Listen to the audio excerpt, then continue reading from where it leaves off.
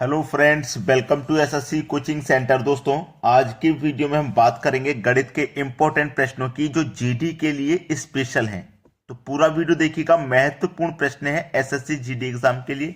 चलिए स्टार्ट करते हैं। पहला क्वेश्चन है, यदि 10% और 11% के लाभ पर एक मेज के विक्रय मूल्यों का अंतर 11 रुपए हो तो मेज का लागत मूल्य क्या है।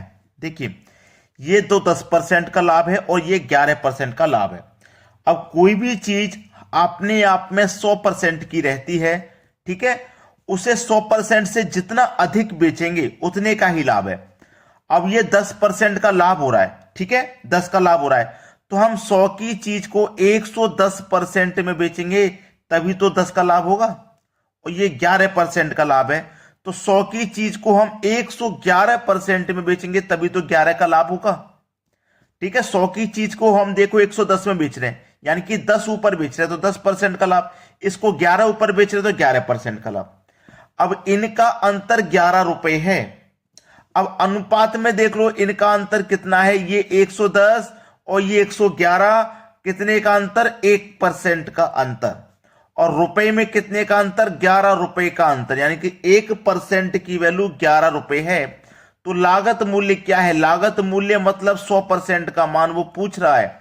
1% का मान 11 रुपए, तो 100% का मान कितना हो जाएगा भैया, 100% का मान हो जाएगा 1100 रुपए। सवाल खत्म। पहला ऑप्शन प्रश्न का बिल्कुल सही जवाब है। अब देखेंगे अगला क्वेश्चन। अगला प्रश्न है, किसी गांव की जनसंख्या 5% घट जाती है, यदि वह जनसंख्या 3000 अधिक होती तो जनसंख्याओं में 10% की वृद्धि हो जाती। गांव की मूल जनसंख्या ज्ञात करें। देखिए, जो भी जनसंख्या रही होगी गांव में वो अपने आप में 100% होगी, ठीक है। अब इस 100% में से क्या हो रहा है, 5% घट जाती है। 5% घट गई तो बची कितनी भाई, 95% बची। जब 5% घट गई तो 95% बची, ठीक है, 95% बची ना।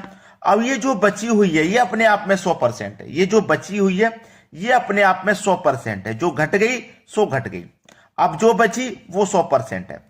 अब कह रहा है कि वह जनसंख्या 3000 अधिक होती तो जनसंख्या में 10% की वृद्धि हो जाती। ये कितनी है, 95%। अब कितने की वृद्धि हो जाती है, 10 की वृद्धि हो जाती, तो 100 पे 10 की वृद्धि हो जाती मतलब 110% हो जाती। तो देखो, 95% से 110 कितना अधिक होती, कितना अधिक होती, परसेंट में तो 15% अधिक होती। और जनसंख्या में कितना अधिक होती, 3000, यानी कि 15% की जो वैल्यू है वो 3000 है। 15% की वैल्यू भाई 3000, तो 1% की वैल्यू कितनी, 15 दुनिया का 30 भाई, 1% की वैल्यू 15 दुनिया का 30 और 2 जीरो, यानी कि 1% की वैल्यू 200, ठीक है। मूल जनसंख्या यानी कि पुरानी वाली मूल जनसंख्या गांव की कितनी थी, 100% थी, तो 100% का यहां पे मान निकाल लीजिए, ठीक है। 1% की वैल्यू 200, तो 100% की वैल्यू कितनी, 2 का 1 से मल्टीप्लाई कर देंगे, 2, 1 जीरो, 2 जीरो, 3 जीरो, 4 जीरो आ जाएंगे, यानी कि 20,000। ये आपके सवाल का बिल्कुल सही जवाब है, 20,000, जो कि हमारे सी ऑप्शन में दिया गया है। आसानी से इन प्रश्नों को कर लोगे आप, कोई दिक्कत आपको नहीं आएगी। अब देखते हैं अगला सवाल। अगला प्रश्न है, राम की आयु 10 वर्ष है, उनके दादा की आयु 62 वर्ष है, ठीक है। देखो, ये तो हो गया राम और ये हो गए राम के दादाजी, ठीक है। राम की आयु 10 वर्ष है, उसके दादा की आयु 62 वर्ष है। कह रहा है कितने वर्ष के बाद उनके दादा की आयु राम की आयु से 5 गुना हो जाएगी। राम की आयु से दादा की आयु 5 गुना हो जाएगी कितने वर्ष के बाद। तो हमारे पास ये 4 ऑप्शन है। हम पहला ऑप्शन ले लेते हैं कि मान लेते हैं कि 6 वर्ष के बाद।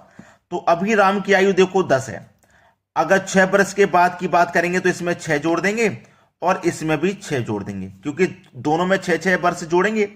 अगर हम 6 वर्ष बाद की बात कर रहे हैं तो दोनों की 6-6 वर्ष उम्र बढ़ेगी, तो ये हो जाएगा 16 और ये हो जाएगा 68। तो 16 का 5 गुना, 5 गुना ही तो होना चाहिए। तो ये देखो 5 गुना है क्या, नहीं है, हटा दो इसको, ये गलत हो गया। अगर हम दूसरा ऑप्शन लेते हैं तो 10 में 5 जोड़ेंगे 15 हो जाएगा। कितना हो जाएगा भैया? 15। ठीक है, और इसमें ही 5 जोड़ेंगे 67 हो जाएगा। तो क्या हमारा 15 का 5 गुना है 67? बिल्कुल भी नहीं, ये भी ऑप्शन गलत कर दीजिए। अगर मैं तीसरा ऑप्शन ले लेता हूं तो 10 में 4 जोड़ूंगा, 10 में कितना जोड़ूंगा भैया? 4, तो ये 14 हो जाएगा। और 62 में 4 जोड़ूंगा तो ये 66 हो जाएगा, 66। तो क्या 14 का 5 गुना 66 है? नहीं है, ये भी ऑप्शन गलत हो गया। ठीक है, अब 3 ऑप्शन जब गलत हो जाते हैं तो चौथा तो सही होगा, लेकिन इसको भी चेक करना है। 10 में 3 जोड़ दोगे 13 हो जाएगा, 62 में 3 जोड़ दोगे 65 हो जाएगा। अब देखो 13 का 5 गुना 65 है कि, क्योंकि 5 गुना पूछ रहा है ना, 5 गुना होगी, तो 13 25 65, 5 गुना हो गया। तो कितने बरस के बाद में 5 गुना होगी भाई? 3 बरस के बाद में 5 गुना होगी उनकी आयु। सवाल खत्म हो गया। अब देखेंगे अगला क्वेश्चन। अगला प्रश्न है, 7 क्रमांगत संख्याओं का औसत 20 हो तो उन संख्याओं में सबसे बड़ी संख्या है। 7 क्रमांगत लगातार 1 2 3 4 5 6 7, औसत कितना है? 20। जो औसत होता है वही हमारी बीच वाली संख्या होता है। तो 7 संख्याओं में बीच वाली संख्या हमारी 20 है। देखो यहां से बीच से 3 इधर छोड़ दो, 3 इधर छोड़ दो, तो बीच में आ गया 20। जो औसत होता है वही बीच वाली संख्या। संख्या देखो क्रमांगत है लगातार, 20 के बाद 21 आ जाएगा, फिर 22, फिर 23, 20 से पहले 19, 18, 17। पूछा क्या है? सबसे बड़ी संख्या। तो सबसे बड़ी संख्या हो जाएगी आपकी 23, यानी कि बी ऑप्शन। सबसे छोटी पूछेगा तो 17 हो जाती। सबसे छोटी और सबसे बड़ी का कभी कभी योग भी पूछ लेता है तो दोनों का आप योग कर लीजिए, कभी कभी गुणा भी पूछ लेता है तो दोनों का गुणा कर दीजिए। ठीक है, चलिए अब देखते हैं अगला सवाल। अगला प्रश्न है, ए अकेले एक काम को 10 दिन में पूरा करता है। जो ए है वो अकेला 10 दिन में पूरा करता है, और जो बी है वो 15 दिन में पूरा कर सकता है। अगर दोनों को हम एलसीएम ले लेंगे तो 30 आ जाएगा, और 10 से कटाएंगे तो 3 बार में, 15 से कटाएंगे तो 2 बार में। यानी कि ए का एक दिन का काम 3 है, बी का एक दिन का काम 2 है। यानी कि ए का कितना है भैया? 3, और बी का कितना है? 2। ये इनका रेशियो निकल के आ गया। अब हमसे कह रहा है कि 3000 रुपए के कुल वेतन में से ए को कितने रुपए मिलेंगे। ठीक है, ए को, तो ए का रेशियो कितना है? 3 है। ए को पूछ रहा है ना, तो ए का रेशियो कितना है? 3। 3 लिखेंगे। ठीक है, 3 लिख लिया। बटे में लिखेंगे दोनों रेशियो का योग जो कि 5 है, और गुना कर देंगे कितने से? 3000 से। सवाल खत्म आ जाएगा। 5 6 30, 1 0 2 0, यानी कि 600। 600 का मल्टीप्लाई 3 से कर देंगे, ये हो जाएगा 1800। सवाल खत्म, 1800।